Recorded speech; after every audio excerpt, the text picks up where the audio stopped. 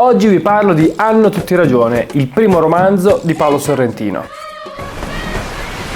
Questo libro è uscito ormai 15 anni fa, io ho avuto il piacere di leggerlo solo adesso, ma ho recuperato tutti i film di Sorrentino perché sono un suo grande ammiratore, un suo grande fan, mi piace moltissimo il suo cinema e soprattutto come scrive, quindi perché no, mi sono letto anche il suo libro. Libro che, come avete visto nel titolo, ho definito stupefacente e che rimanda ai due grandi intenti che aveva Sorrentino con questo romanzo. Il primo, restituire la percezione di un uomo come è nel libro, che per lo più è sotto effetto di cocaina, cioè un uomo che ha un ritmo vertiginoso del pensiero e quindi anche della digressione, che è una tipica cosa che accade quando si consuma quel tipo di droga. Quindi si spiega subito questa forma di scrittura caotica e che è piena di digressioni. Non si segue mai un filo del discorso, ma ci si perde continuamente per poi ritrovarsi e perdersi ancora. Il secondo obiettivo di Sorrentino era quello di far ridere. In entrambi i casi io credo pienamente che ci sia riuscito e tra poco vi racconterò un aneddoto che unirà le due cose, ma prima voglio darvi giusto due informazioni sulla trama di questo libro e sul protagonista, che poi non ce ne eravamo nemmeno accorti, ma è cominciato tutto perché qualcuno aveva talento, purtroppo. Io. Che altro dire? Uno passa un sacco di tempo a dirsi, va bene, ma quello mica va bene, quasi mai.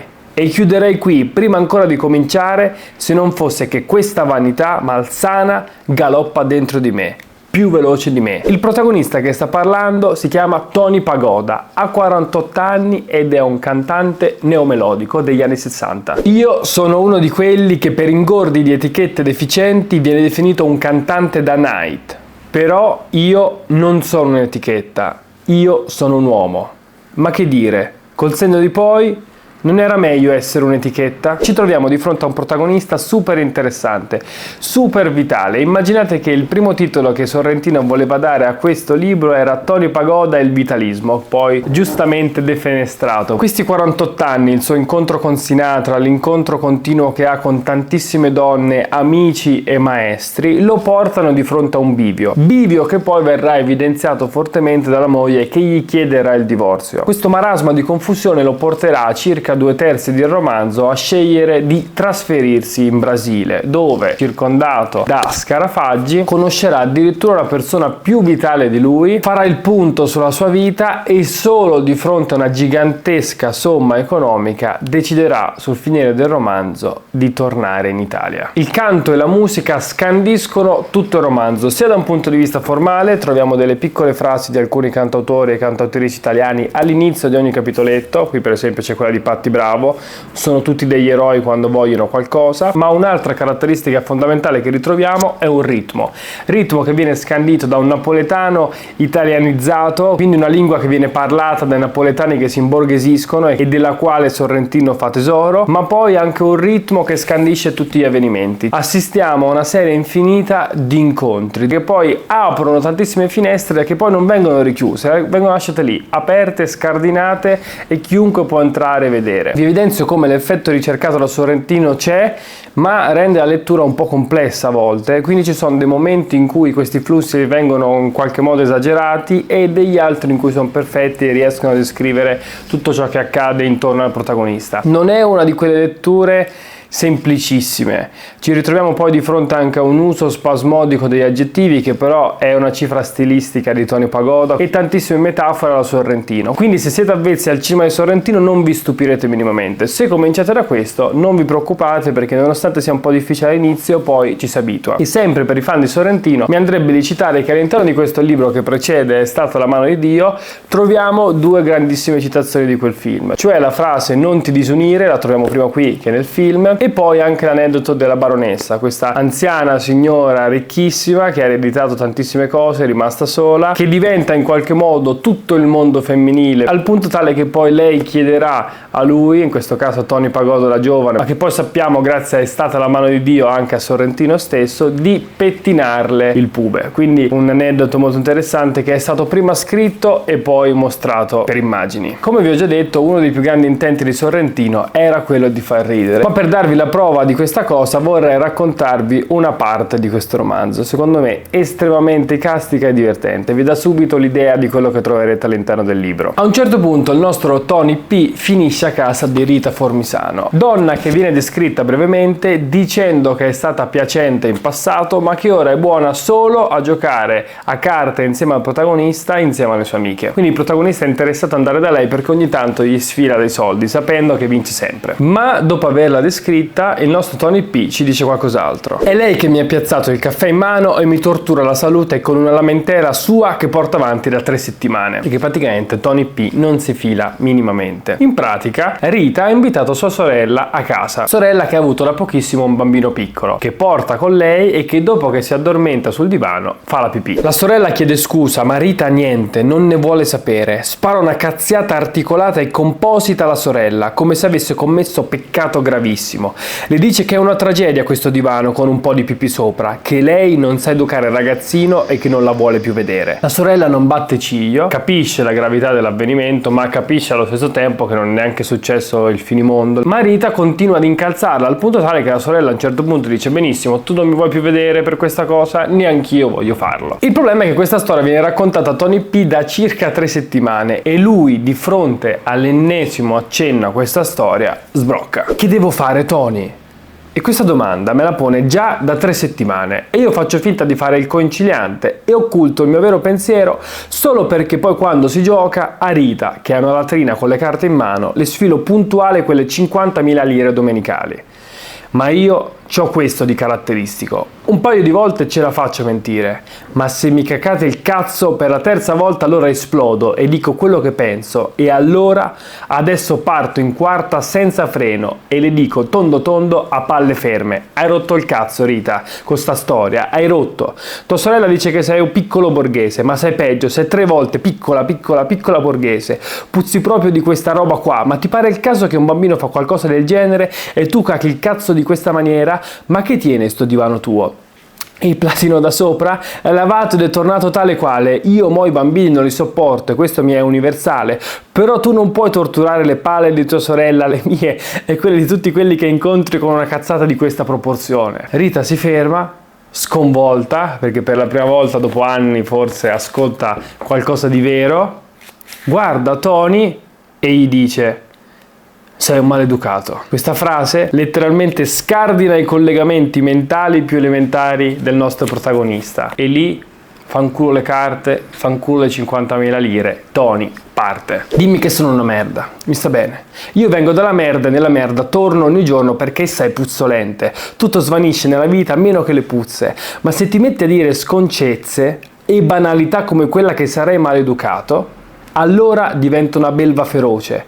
Manco 3 tonnellate di coca mi fanno questo effetto. Ma che? Peggio mi ritrovo. Balzo in piedi pittoresco, mi avvento contro quella parete tutta bianca che ti stona l'equilibrio e quasi barcollante arrivo alla sua stronza vestaglietta madida di terrore. L'afferro per i capelli a Rita Formisano e ai suoi 50 anni portate male e a cazzo e mentre le tiro i capelli ansimo e sento l'odore di lei, che è lo stesso odore della sua casa, finestre troppo chiuse, è l'odore del suo odore, tutta questa familiarità senza famiglia nel suo odore. Lei urla greve e roca, poca roba, solo un rantolo di smarrimento. I figli non si svegliano, in altre circostanze urla per i cazzi suoi e i bambini ci hanno fatto l'abitudine. Io non mollo gli stronzi capelli a triple punte e le dico incazzatissimo: maleducata sarai tu e quella stronza di tua madre, non ti permettere, puttana, mi hai cacato il cazzo a chiedermi un parere, ora sei solo una fottuta disonesta del cazzo se nel momento in cui non ti arriva la complicità che speravi dai addosso a me dandomi del maleducato. Non riesci a capire che sei una merda, volevi solo fare pettegolezzi, io non faccio pettegolezzi perché non tengo tempo, lo capisci questo? Tu muori appresso una casa senza quadri e affari da stiro che ti pesano non in mano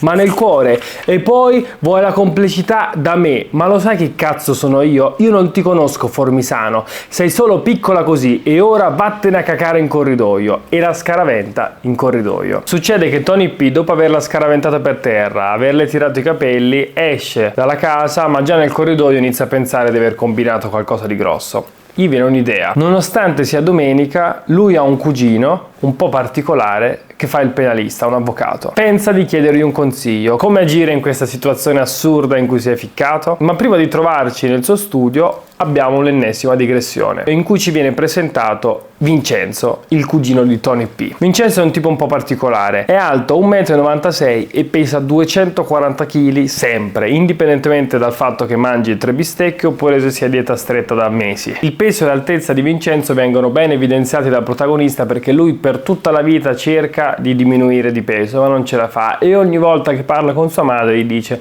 non ti preoccupare, è disfunzione, piccerie. Come vi ho già detto, è un avvocato penalista che ha però una fissa, ovvero quella del compleanno. Lui da quando ha compiuto 18 anni pretende che tutti i membri della sua famiglia si ricordino del suo compleanno e gli facciano gli auguri. Guai a chi non glieli fa. Immaginate lui che aspetta la mezzanotte e poi chiama tutte le persone che non gliel'hanno fatti insultandoli. E data questa importanza gigantesca malata che Vincenzo dà al compleanno, tutti i parenti fanno molta attenzione a rispettare questa piccola regola. Bisogna sempre fargli gli auguri. Succede però che dopo una lunga streak di 15 anni, la sorella di Tony P si dimentica, dato che quel giorno suo figlio è caduto, si è sbucciato il ginocchio, c'è stato un casino, di fare gli auguri. E ci viene raccontato cosa succede. A mezzanotte e 2 minuti precisi, Vincenzo si presenta sotto la casa della sorella di Tony P. Lei sente suonare, apre e se lo trova davanti e lì realizza, dopo la giornata infernale che ha passato per il ginocchio del figlio, di essersi dimenticata di fare gli auguri. Questa è la frase con cui si apre il dialogo. Che sei uscita pazza, stronza di merda? È tale la paura di mia sorella che d'istinto fa un gesto che si rivelerà sbagliatissimo. Prova a sbattere la porta in faccia. Ma ovviamente l'uomo di 240 kg riesce a fermare la porta e lì subito la sorella di Tony P capisce di aver fatto una cazzata, di essersi messa nei guai. Entra Vincenzo in casa e fa una cosa che lascia tutti abbastanza sbalorditi. Con una postura da lugubre trapasso mortuario molla via una cintura di 3 metri, si sbottona il pantalone con lentezza, si abbassa la mutanda che pare un lenzuolo antico, si accovaccia rivelando ginocchia di ghisa e, rilassatissimo, rilascia la cacca a terra su un tappeto di una certa bellezza. Ve lo giuro su Berlinguer. È andata così. Poi apre un cassetto a colpo sicuro perché conosce i posti, acchiappa una tovaglia di fianda alla quale mia sorella ci teneva così tanto che non l'ha mai messa a tavola neanche a Natale, e con un lembo ricamato a mano da una sartina di Lucca si pulisce un culo vasto, opaco e sconfinato come una luna piena in una notte d'estate di tanti anni fa. Il cugino ritrova la pace mentale se non fosse che qualcuno di sopra ha sentito dei rumori e sta scendendo. Il marito della donna che ha aperto al cugino, cioè il marito della sorella di Tony P. Intanto ci viene descritto questo piccolo uomo di 70 kg che è stato bullizzato per tutta la vita perché ha una testa gigante rispetto al corpo, quindi veniva chiamato Telefunken da piccolo. Ma la cosa particolare è che questo uomo ha preso da poco il porto d'armi. Scende con la sua pistola, capisce quello che è successo e di fronte alla cacca per terra e alla tovaglia smerdata spara al cugino di Tony P, non uccidendolo ma colpendolo. Accorrono tutti i vicini di casa che non sanno se essere più stupiti di questo cugino che ha caccato per terra oppure di questo uomo piccolino che ha appena sparato ma che inoltre è nudo. Fine dell'ennesima digressione, torniamo allo studio di questo avvocato penalista che è proprio il cugino che ha cagato per terra a casa della parente. Solo che capiamo subito che la situazione è tesa. È domenica, di norma non si lavora, ma il cugino esce, guarda Tony P, lo saluta, sudato e preoccupato. Proprio il ragionamento che fa Tony P è questo: i penalisti non hanno tempo da perdere, non cazzeggiano mai, ergo se sta lavorando anche domenica ci deve essere un problema che viene subito compreso nel momento in cui va nella sala d'attesa e trova 4 bestie da 90 kg che lo guardano male. Gli fanno subito capire con lo sguardo che lui in quel momento non dovrebbe essere lì. Tony intuisce quasi con sicurezza assoluta che quelle lì sono le guardie del corpo di qualcuno di molto importante e decide di presentarsi dicendo: io sono il cugino di Vincenzo. Ma gli viene subito data una risposta che creerà una situazione assurda. Infatti uno dei scimmioni si alza e gli dice: nessuno ti ha interrogato e vedi di non rompere il cazzo. Tony ascolta molto stupito, ma capisce che non è il momento di litigare, o almeno per adesso, e decide di sedersi. Dopo essersi seduto, si accende una sigaretta e inizia a fumare. Spegni quella sigaretta. Tony solleva lo sguardo e vede che però anche chi lo ha detto sta fumando. Ora ragioniamo. Fanno una paura che non vi dico. Hanno le ascelle rigonfie di revolver, dettaglio trascurabile, perché non serve il revolver con me.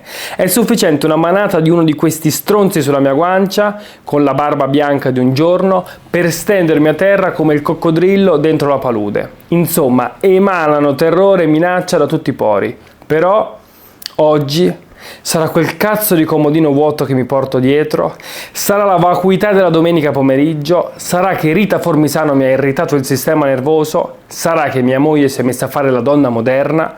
Insomma, oggi ho deciso che non mi nascondo in buon ordine da questi 4 dementi. Dunque non spengo la sigaretta, esibilo col coraggio del condannato a morte. Col cazzo che la spengo. Prima me la fumo, poi ti metto il mozzicone nel culo, che niente ti produrrà perché ti ci vuole ben altro. Ovviamente Tony P, dicendo questa cosa, è molto spaventato, ha trovato un coraggio da un luogo che non conosce neanche lui e sa che sta rischiando grosso. L'offeso si mette giù a riflettere e poi gli risponde di nuovo. Spegni quella sigaretta, pagoda, perché ad un cantante della tua potenza vocale la sigaretta gli fa solo male. Da questa frase capiamo subito che intanto la guardia del corpo lo conosce, sa che fa il cantante e quindi Tony sente per un momento di essere al di sopra di questa guardia del corpo che l'ha trattato così male senza nessun motivo. E allora rincara la dose. Dunque io ora sono ottuso, voglio fare gol e, abdicando alla conciliazione, dico, fermo e resistente, devi chiedere scusa per tutta questa aggressività. Anche se è finta, devi chiedere scusa in ginocchio, altrimenti, te lo ripeto, finisco la sigaretta e ti metto il mozzicone nel culo. Si sente proprio un boato di tutti gli amici dello scimmione che fanno un wow, come quando ci si ritrova di fronte a un'offesa e si deve rispondere in modo migliore, altrimenti si è sconfitti. Infatti, questo uomo gigantesco si alza e tira uno schiaffo in faccia a Tony che sembra che una lavatrice gli sia caduta in faccia dal 4º piano. Non è uno schiaffo, è un'anestesia totale senza siringa. Mi cadono a terra 3 cose all'unisono: la sigaretta, la dignità e le lenti azzurrate. Tony P, mettiti in ginocchio tu adesso. Si innafaccia i cazzo. O mozzicone, io ti metto una stecca multifilter in culo. Si sta allontanando la dignità come una motocicletta di grossa cilindrata. Chissà perché ha optato per le multifilter. Ah sì, è vero, sono più lunghe delle sigarette normali. Mai sottovalutare l'ironia, anche nel momento più tremendo. Mo cantami una canzone, menestrello. Tony P è per terra, ha ricevuto uno schiaffo gigantesco. L'unica cosa a cui sta pensando è quanto sia allontanata la sua dignità e come potrà ritrovarla di fronte a questi uomini. Forse è impossibile. Se non fosse che, miracolo. La porta si apre.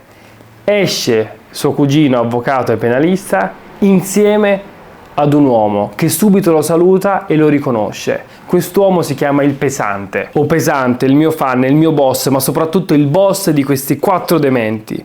Ed è come un'apparizione. Di colpo è come ritrovarsi a Medjugorje. I 4 stronzi sono malati, ma non è previsto nessun miracolo per loro, solo per me. Il Pesante esce e capisce subito che è successo qualcosa. Che cazzo sta succedendo? Quello è Tony P, amico mio, chiede retorico il Pesante, perché ha già estratto una pistola col silenziatore. Tony P, capendo che tutto questo incubo sta per finire, che ormai è finito, perché si trova di fronte alla soluzione finale, indica lo scimmione che lo ha percosso e dice: mi ha definito menestrello. Sprezzante, velocissimo, rapido come Harry Fonda, il Pesante prende la pistola e gli spara su un piede. Quel bel parquet si sporca di sangue. L'umiliatore cade a terra dimenticandosi di dire aia. Mio cugino dischiude la bocca, si sta concentrando su eventuali danni al parquet. Il Pesante, per la seconda volta nella sua vita, mi passa il braccio sotto l'ascella e mi tira su con la dolcezza di una balia del secolo scorso. Questo Pesante, diciamolo con franchezza necessaria, non è un uomo per me, ma è la Madonna di Lourdes. Il Pesante ha appena sparato al piede del suo uomo, c'è il cugino di 240 kg preoccupato per il parquet. Tony si sente come salvato dalla Madonna, ma succede qualcosa di ancora più incredibile, che conclude tutto questo racconto che vi sto facendo su questo libro, come vi ho detto, che tenta di farci ridere e restituirci questa scrittura funesta, caotica, che sembra quasi un turbine continuo. Il Pesante fa una cosa che da quando Tony sta al mondo è la più grossa lezione sull'umanità che lui abbia mai ricevuto. Si mette in ginocchio ai miei piedi come un penitente, dentro un silenzio ora luttuoso e indimenticabile. Sta parlando al mondo il pesante, dal basso ignobile della sua esistenza criminale sta dicendo a tutti il segreto della vita, oppure, più realisticamente, sta svelando la vita come dovrebbe essere e non è. Sta dicendo che l'arte è più importante della vita e non è poco, perché essa, l'arte, contiene una cosa incontenibile, lo scatto in avanti.